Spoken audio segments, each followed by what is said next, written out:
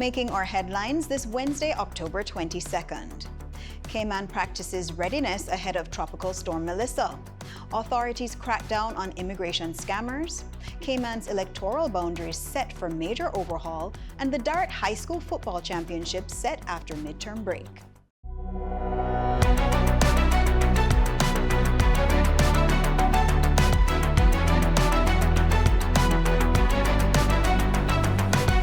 Good evening and welcome to CIG TV News, the official source for the latest and most accurate government information. I'm Levita Thompson. The Cayman Islands National Weather Service continues to monitor Tropical Storm Melissa. Acting Director General and Chief Meteorological Officer Kerry Powery Linwood was in studio with CIG TV to speak to weather projections. Good day. I'm Kerry Powery, Chief Meteorologist with the Cayman Islands National Weather Service, bringing you an update on Tropical Storm Melissa for today, October 22nd, 2025. At 4 p.m. local time, the center of Tropical Storm Melissa was located at 14.4 north, 74.3 west. That puts it about 577 miles from Grand Cayman and about 516 miles from Cayman Brac. As you see, the projection of the storm is taking it towards the north-northwest, gradually strengthening. But by Saturday afternoon, we start to get a hurricane. Then it becomes a major hurricane by Sunday, 115 miles per hour. And even on Monday afternoon, it increases even more to a Category 4 hurricane of 130 miles per hour. Having said that, we still see the cone of error for Monday. As you see, it lies to the east of the Cayman area, indicating that we are at no immediate threat from the system, but there's large uncertainty, even by the shape of the cone, to indicate where the system will go. And even further down the road, past the 5 days that you see here, there's greater uncertainty. Some models you may have seen out there project different scenarios, some worse than others, but for now, there's no immediate threat to the Cayman Islands, and the advice for the public is to stay tuned to local official sources of information. Yes, you could start your own little preparations, but at this point in time, there's no emergency needed, so you could take your time and do your preparation slowly, but potentially for next week, we may have to step up those preparations. For now, again, no immediate threat. Weather conditions will remain basically the same, but we could change or it could deteriorate coming next week. As for now, take your time, stay tuned to us, and stay safe. As a reminder, members of the public should continue to practice readiness by ensuring you have the necessary storm supplies. Earlier today, sand and sandbags were available for the public to collect at various locations in Grand Cayman and Cayman Brac. For information and tips on storm readiness, visit www.caymanprepared.gov.ky. Government officials are warning the public about fraudsters posing as immigration service providers and collecting payments under false promises.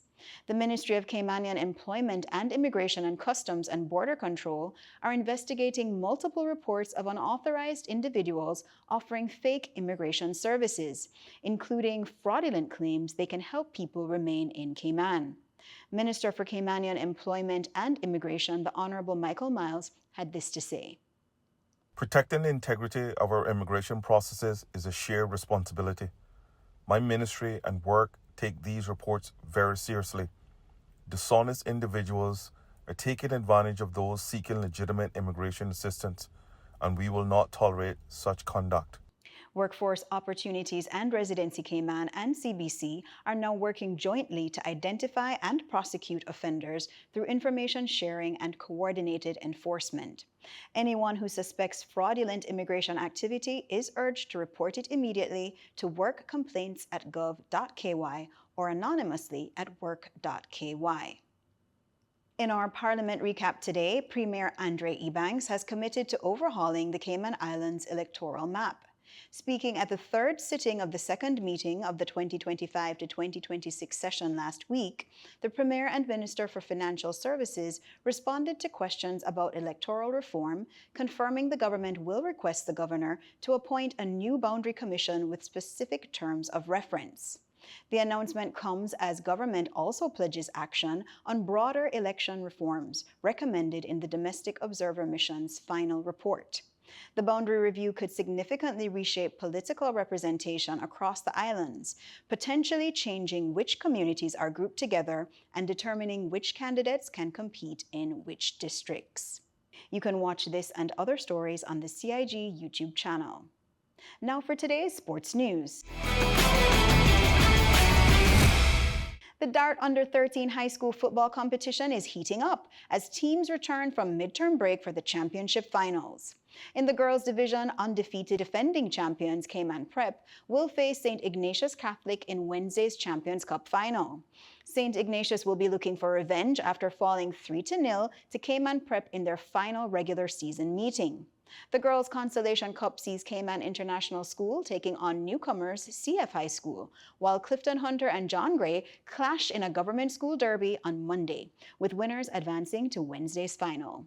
On the boys' side, John Gray High School booked their place in Thursday's Champions Cup final with a dominant 6-1 victory over Clifton Hunter. They'll face the winner of Tuesday's semifinal between defending champions Cayman Prep 13A and CIS Blue. The Boys' Consolation Cup semifinals are set for Thursday, with Cayman Academy facing St. Ignatius and CF High School taking on Cayman Prep 13B. Those finals wrap up on Friday, October 31st. You can visit www.caymanyouthfootball.ky for the full schedules, scores, and standings. Time now for our weather forecast. Tonight, we can expect partly cloudy skies becoming cloudy at times with a 40% chance of showers and some thunder. Earlier in the news, you would have heard Chief Meteorological Officer Kerry Powery Linwood speak to the weather projections for Cayman. As a reminder, for local weather updates, be sure to visit the Cayman Islands National Weather Service website, weather.gov.ky, and follow their Facebook page for the most reliable coverage.